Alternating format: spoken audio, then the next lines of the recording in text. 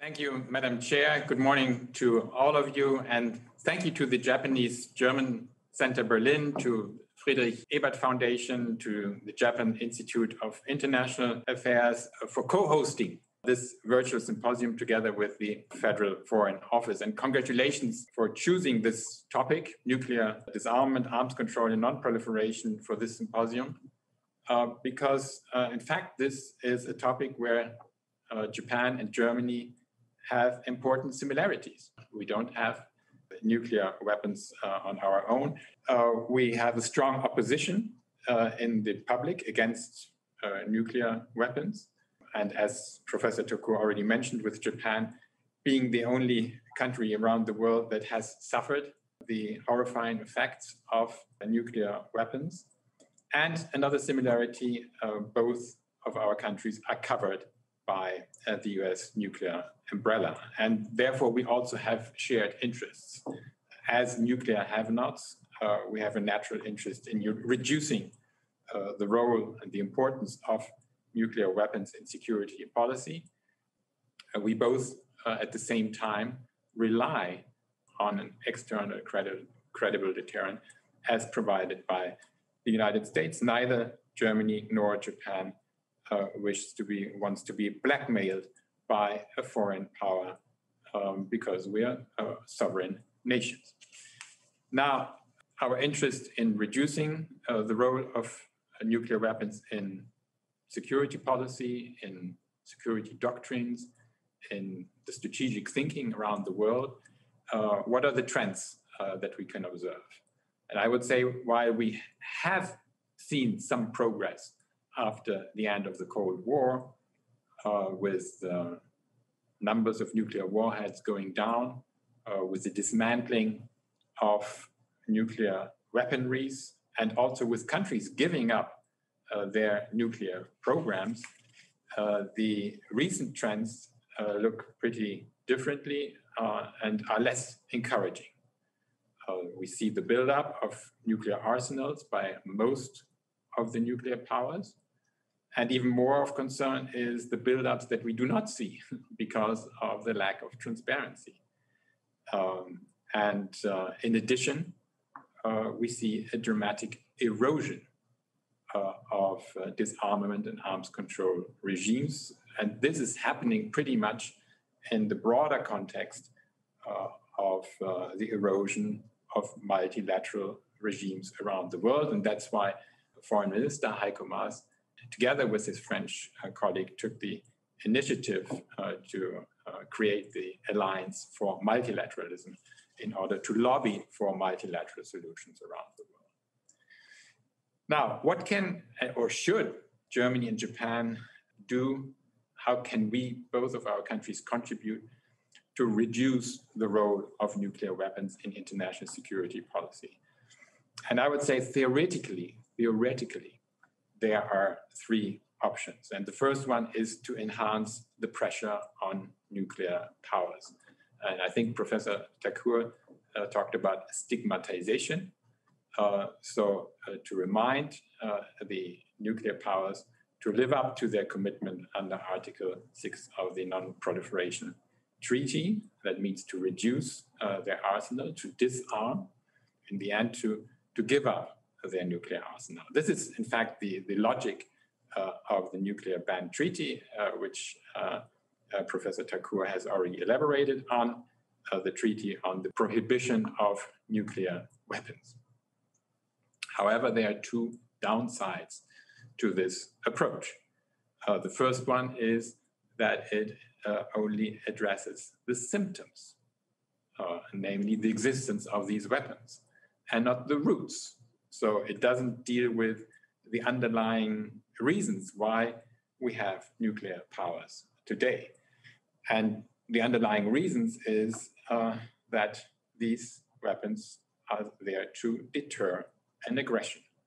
They want to avoid a situation where a country is put under pressure, under political pressure, but ultimately is being attacked by a foreign power and to bring it into a situation and to drive it into a situation where it has to defend its sovereignty with a huge cost. That's the reason why no single nuclear power has joined the treaty. The second downside, as I see it, is that we all have made our experiences with the limits of verification. So even if all official nuclear powers would sign the treaty and get rid of their nuclear arsenal, who would guarantee that there are not secret nuclear weapons programs being conducted by some country around the world, which is exactly what we observe today, and Germany and Japan both being affected by this phenomenon.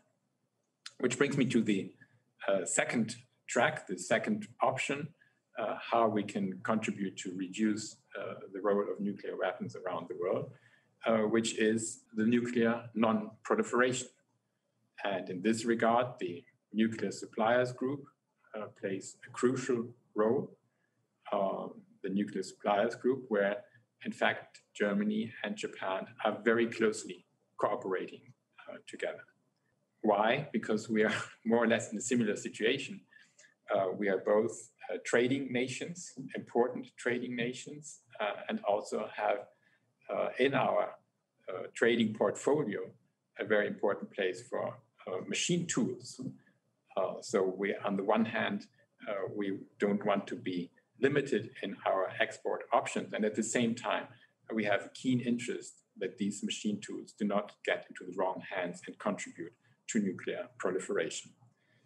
But there are other non-proliferation mechanisms and initiatives, just to mention the UN sanctions regime against North Korea, where also Japan and Germany are very closely cooperating with each other, and the nuclear deal with Iran, the so-called JCPOA. This non-proliferation policy is mainly aimed at potential new nuclear weapon states, avoiding the increase of the number of nuclear powers, but it is probably has only a low political impact on nuclear powers formally recognized. Which brings me to the third track on how to reduce the role of nuclear weapons. I believe that eventually we will have to encourage behavioral changes in international relations if we want to make progress on nuclear arsenals, and in particular nuclear arsenals of the formally recognized nuclear powers. We gradually have to overcome geostrategic competition and hegemonic confrontation. And in fact, we should rather direct our efforts, our endeavors, our energy towards the common challenges of our planet: climate change, pandemics, international terrorism, piracy, scarcity of resources, marine litter, threats for biodiversity, just to name a few. So there are global challenges, and we all know that no country alone can successfully tackle these global challenges. So if we collectively join hands to get these challenges under control, eventually this will also have a positive impact on confidence building around the globe and by the great powers. So in the end, I would say trust and confidence are crucial if we want to make progress in reducing the role of nuclear weapons in international relations and eventually get rid of the nuclear threat. We have to complement the logic of deterrence and defense as much as possible with elements of cooperative security, which means confidence building, notification of military exercises, mutual invitations to exercises, transparency on your military arsenal, exchanges on doctrines. So all of this finally leading to arms control and disarmament arrangements and agreements.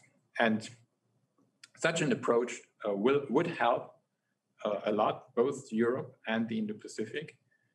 Germany and Japan should lobby for this approach at whatever occasion that we meet. And I believe that with a new administration in Washington, committed to multilateralism, we should redouble our efforts in this regard and hoping that the world will move in that direction. Thank you very much.